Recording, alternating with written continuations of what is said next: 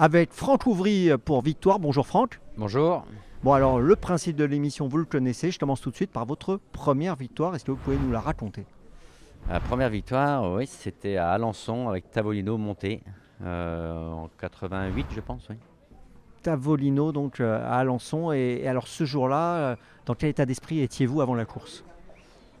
Oh, c'était ma huitième course compétitive, donc voilà, encore un peu novice, mais on avait bien gagné. C'était un cheval à Monsieur Jean-Pierre Dubois et Madame Ferrand, propriétaire.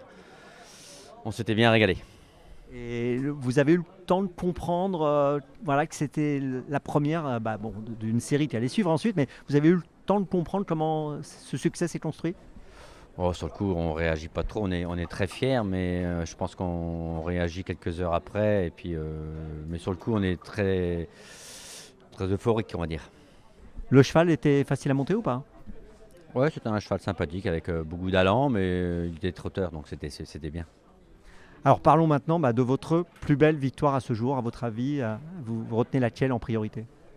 Oh, il y en a beaucoup de très belles, hein, mais peut-être en priorité en Finlande avec Lord Simon, un groupe 1. On s'était régalé, bien accueilli. C'était vraiment une belle expérience. Le fait que ce soit justement à l'étranger, ça apporte quelque chose en plus? Ah oui, on sort d'un peu de nos chaussures, donc là, faut aller batailler avec les meilleurs étrangers. Donc non, c'est toujours sympathique. Moi, j'adore. Ouais. C'est difficile de participer à une course à l'étranger. Comment ça se passe avec les drivers justement qu'on a peut-être moins l'habitude de fréquenter?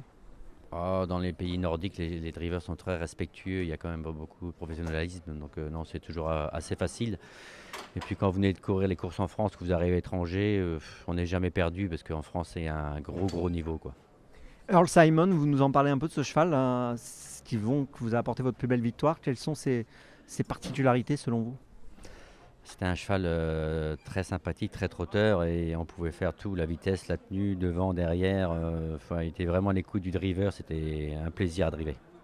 Euh, cette course que vous avez remportée, comment elle s'était déroulée?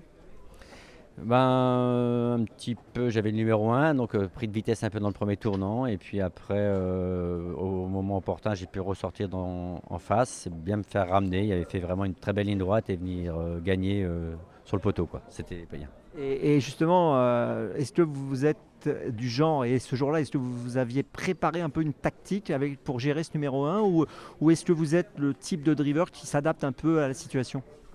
Ouais, il faut s'adapter parce que quand vous prévoyez quelque chose, souvent ça se passe différemment. Donc après en course, vous n'avez pas le temps de réfléchir, donc c'est l'instinct. C'était surtout sortir du piège numéro un, quoi. Voilà, fallait que je sorte de la corde et j'étais favori, donc ils cherchaient tous à me laisser un peu en dedans et j'ai eu un petit trou de souris en face, donc ça s'est bien passé. Allez, on va parler maintenant de la victoire dont vous rêvez. Prix d'Amérique, bien sûr, tout le monde rêve du prix d'Amérique. J'ai été second, quatrième, mais pas gagné. Faut la gagner cette course-là.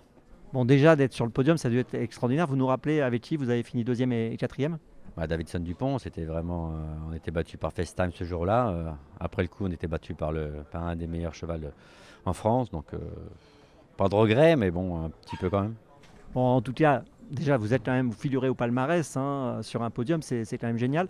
Le prix d'Amérique, c'est vrai que souvent, c'est une réponse qui revient chez de nombreux professionnels. Pourquoi, à votre avis, il fait cette unanimité?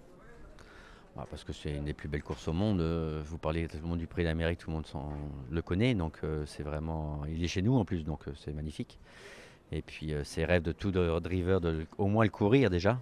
D'y participer au moins une fois dans sa carrière. C'est pas toujours donné à tout le monde. Donc, moi, je l'ai fait, je suis content. Dernière question, le cheval qui vous a marqué et pourquoi?